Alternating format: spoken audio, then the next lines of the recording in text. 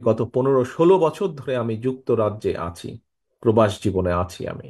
আপনারা নিশ্চয়ই এরই মধ্যে দেখেছেন যে আমরা 31 দফা নামে 31টি দফা দিয়েছি বিভিন্ন বিষয়ে, যে একটু আগে বললাম কৃষি, স্বাস্থ্য, প্রশাসন, শিক্ষা, অর্থনীতি, বিভিন্ন বিষয়ে আমরা 31 দফা দিয়েছি।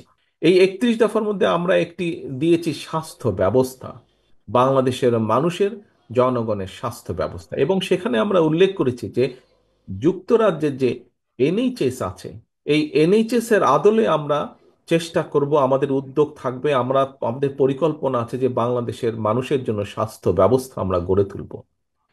প্রিয় সহকর্মীবৃন্দ, কথাটি শুনতে খুব ভালো লাগে, কথাটি খুব আশার কথা, যে যুক্তরাজ্যের মানুষ আমরা জানি এই দেশের রাষ্ট্র, এই দেশের নাগরিক, এই দেশে বৈধভাবে যারা, এই যুক্তরাজ্যে বৈধভাবে যারা বসবাস করে, এই দেশের নিয়মকানুনের ভিতরে যারা বসবাস করে, সেরকম প্রত্যেকটি নাগরিক স্বাস্থ্য ব্যবস্থার সব রকম সব রকম সব রকম টেক কেয়ার এই দেশের রাষ্ট্র করে থাকে। অর্থাৎ একটা মানুষের যদি হার্টের অ্যাটাক করে, তাহলে তার বাইপাস অপারেশন হোক, তার স্টেন্টিং হোক, যে কোনো ব্যবস্থা হোক না কেন, রাষ্ট্র সেই ব্যয়ভার বহন করে। আমরা চাই বাংলাদেশের মানুষকে বাংলাদেশের মানুষের জন্য এইরকম একটি স্বাস্থ্য ব্যবস্থা গড়ে তুলি। প্রিয় সহকর্মীবৃন্দ, এই যে এনএইচএস, এই যে স্বাস্থ্য ব্যবস্থা, এই কাজটি যুক্তরাজ্যে, এই দেশে শুরু হয়েছিল 1948 সালে। অর্থাৎ আজকে থেকে 77 বছর আগে তারা এই এনএইচএস করেছে। 50 বছরেরও বেশি সময় লেগেছে আজকের এই অবস্থায় আসার জন্য। শুধু স্বাস্থ্য ব্যবস্থা নয়, স্বাস্থ্য বলুন, কৃষি বলুন, শিক্ষা বলুন, ইন্ডাস্ট্রি বলুন, যাই বলি না কেন, আমাদেরকে এই স্বৈরাচার যে জায়গায় রেখে গিয়েছে, দেশনেত্রী খালেদা জিয়া একটি কথা বলেছিলেন যে এই স্বৈরাচার ধ্বংস করে দিয়ে দেশ থেকে পালিয়ে যাবে। আজ বহু বছর আগে দেশনেত্রী সেই কথাটি বলেছেন, আজ পরতে পরতে সেই কথাটি সত্য হয়েছে, যে স্বৈরাচার লুটপাট করে, এই যেই স্বৈরাচার পালিয়ে গেছে লুটপাট করে, এই দেশকে ধ্বংস করে দিয়ে তারা পালিয়ে গেছে। এই দেশে রয়ে গিয়েছে আমরা, এই দেশের মানুষ, সাধারণ মানুষ এই দেশে রয়ে গিয়েছে।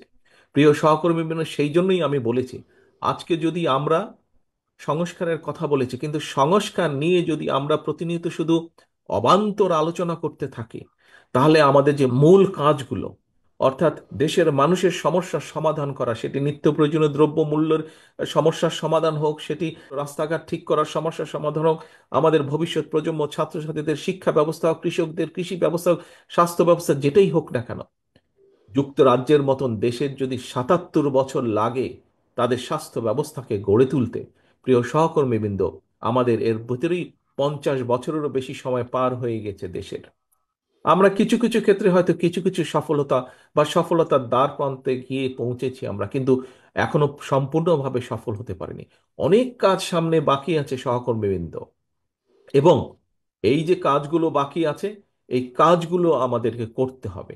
এই দেশকে যদি আমাদেরকে গড়ে তুলতে হয়, এই রাষ্ট্র ব্যবস্থাকে যদি পুনর্গঠন করতে হয়, এই কাজগুলো করতে হবে। আজকে আপনারা এখানে যারা হাজির হয়েছেন, আপনারা প্রত্যেকে দেশনেত্রী বেগম খালেদা জিয়ার সৈনিক, আপনারা শহীদ রাষ্ট্রপতি জিয়া রহমানের কর্মী। আপনারা, প্রিয় সহকর্মীবৃন্দ, দেশের মানুষ, দেশের অধিকাংশ মানুষ আজ আপনাদের দিকে তাকিয়ে আছে। যে অধিকাংশ মানুষ এখন পর্যন্ত মনে করে যে দেশে যদি একটি সঠিক নির্বাচন হয়, সুষ্ঠু নির্বাচন হয়, ইনশাল্লাহ আল্লাহর রহমতে বিএনপি সরকার পরিচালনার দায়িত্ব পাবে।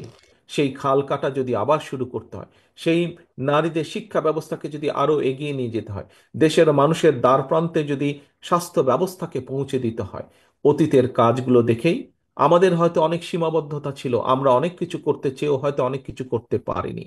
কিন্তু আমি বিশ্বাস করি, আমরা যদি আমাদের সীমাবদ্ধতার কথাগুলো জনগণের কাছে সঠিকভাবে তুলে ধরতে সক্ষম হই, নিশ্চয়ই ইনশাল্লাহ জনগণ আমাদেরকে আবার সুযোগ দিবে।